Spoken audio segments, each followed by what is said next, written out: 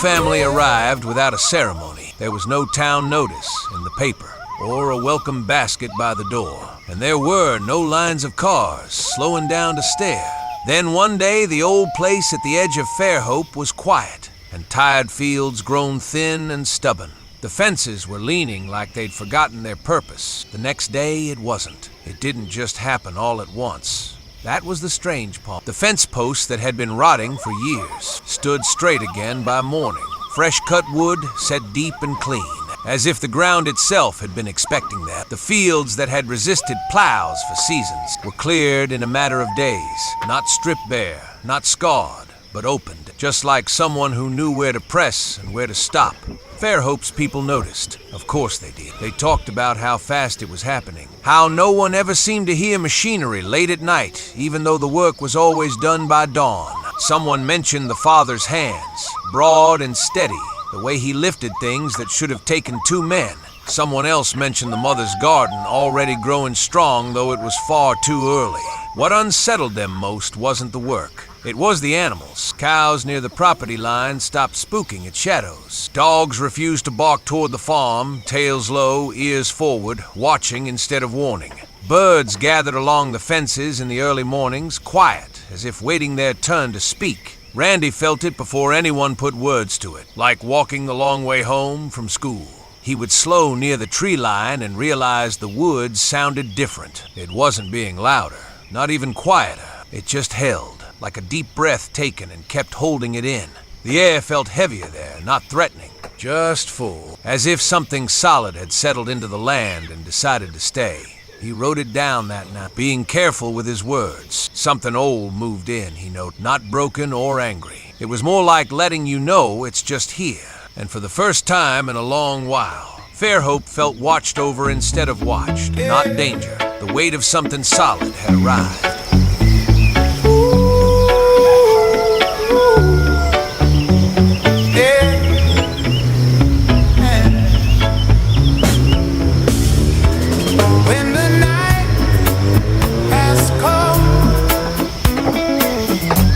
And the land is dark, and the moon is the only light we'll see. No, I won't be afraid. No, I won't be afraid. Just as long as you stand by me.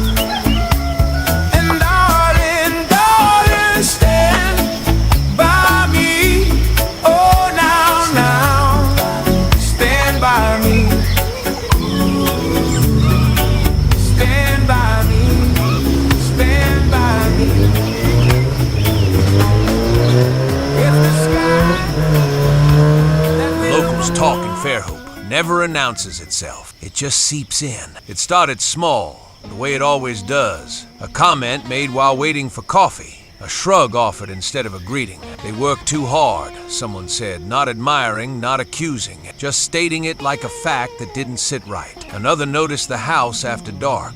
Seeing no lights on, she said, not a single light. That traveled faster than it should have. So people began to notice.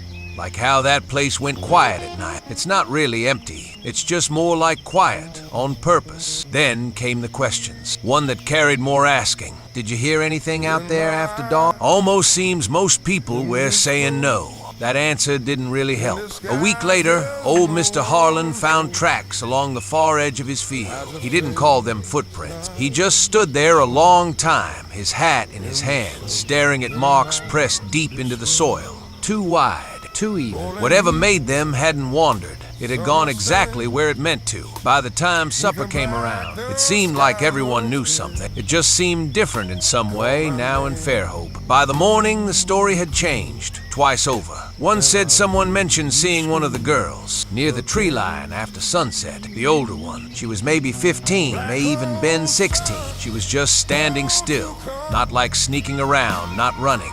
Just standing there watching, half in shadow, just watching the town as if learning the area. That detail stopped. It always does when people don't know what to do with it. Adults began connecting things that didn't belong together. Silence became secrecy. Strength became threat. Care became something else entirely. Kids saw something different. They noticed the way the younger animals leaned toward the fence instead of away. The way the girl at the tree line never crossed it. The way nothing ever went missing. No matter how sharp the talk got, Randy wrote less now, but thought more. The patterns were forming, but not the ones people were shouting about. This wasn't evidence building toward danger. It was fear. Building on itself, feeding on empty space and poor listening. He underlined one line in his notebook that night, that people get scared when they don't know where to put their worry. The rumors kept growing, just like roots always do, but none of them had touched the truth yet.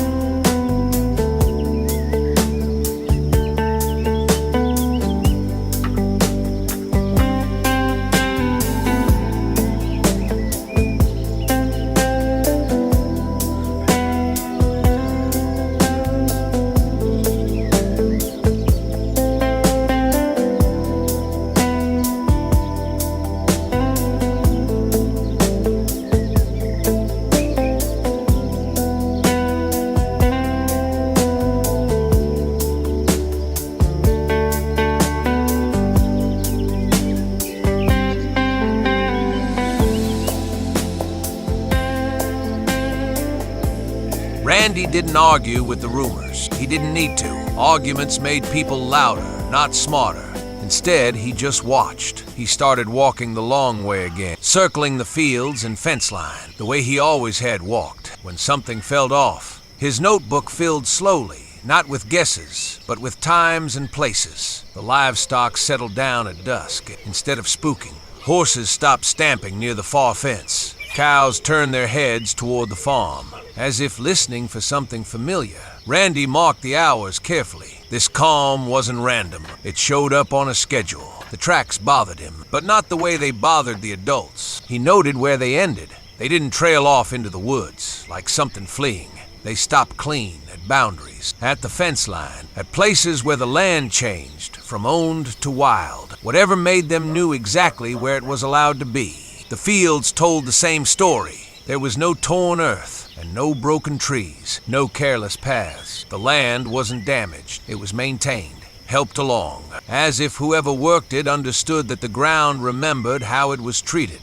Then he noticed the younger girl. She was 12, maybe, and very quiet. Always near animals, but never reaching for them. She watched the way Randy watched, head tilted slightly, paying attention to breathe and movement instead of size and strength. Animals noticed her too, and they didn't flinch. They didn't scatter. Listening, not hunting. That night, Randy pulled out his older notes, the ones most people in Fairhope laughed at. Stories passed down and half-remembered warnings. Sketches of symbols carved into trees long before roads had names. Bears came up more than once. Not as beasts, but as keepers. Boundaries. Strength that stayed put. Land guardians. The idea settled slowly, heavy but steady. This wasn't a creature problem. Nothing here was acting wild. This was a people problem. The kind that started when fear outpaced understanding. The kind that got someone hurt long before anyone realized they were wrong. Randy wrote one last line before closing his notebook. Whatever they are, they're careful. And in Fairhope, careful usually meant kind. The truth softly held Randy didn't go looking for answers. He went looking for edges. He stopped at the farm's boundary, where the fence met the tree line and the ground changed its tone beneath his shoes. He didn't climb, didn't call out. He just stood there long enough for the land to decide whether he belonged. Something moved near the barn, not fast, not hidden, a shift of weight. A shadow where a shadow shouldn't be. Wood creaked under a pressure that felt measured, not careless. Whatever was there didn't rush him. It didn't retreat either. Strength existed in the space between them, heavy and calm, like a door that could be closed but hadn't been. Then the eldest daughter stepped into view. She didn't block him. She didn't invite him closer. She stood where she was, hands loose at her sides, eyes steady. When she spoke, it wasn't to explain or deny anything. "You shouldn't come any farther," she said. "It's not a warning." And Randy nodded, and that told her enough. The younger girl appeared a moment later, barefoot, dirt on her cuffs, looking at him with open curiosity instead of fear. She studied him the way animals did, as if listening first and deciding later. "He knows," she said quietly. No accusation, no pride. Randy felt the last pieces settle into place. This family wasn't hiding because they were dangerous. They were hiding because people, once frightened, didn't know how to stop. The land could hold them. Fairhope might not. So he stepped back from that wooden fence, and that was his answer. Later that night in his room, Randy wrote everything down, and he made sure to hide it in plain sight. So he shifted some of the details to protect those that would be harmed if the wrong people know. Randy changed the names and used symbols only he would understand. He folded the truth carefully, like something fragile and meant to be kept, not shown. Some mysteries didn't need solving. They just needed guarding. And Randy chose to guard this one and follow it as far as it wants to show him. The rumors reached their highest pitch the way storms do, loud but brief. People waited for something to happen. A missing animal, a broken fence, a sound in the night that could finally justify the fear they'd been carrying around like a tool in search of work. But nothing did. Days passed, then weeks. The quiet stayed ordinary. That unsettled them more than trouble ever would have. With nothing to point at, the talk thinned out. It always does when it isn't fed. The family stayed. The fields grew richer. Soil held moisture longer than it should have. Dark and alive beneath the hand. Crops came in strong without draining the land that fed them. Fence lines remained clean and straight, not because anyone was watching, but because someone cared enough to tend them. Animals near the farm grew calm. Cows grazed without lifting their heads. Chickens wandered farther from the coop. Even the most suspicious neighbors had to admit something felt better there. Not magical, not strange, just settled. Like a place remembering how it was meant to be. Folks lingered a little longer when they stopped by, thought more about home, about their daily routines, about staying. There was one close call, an outside presence, a man passing through.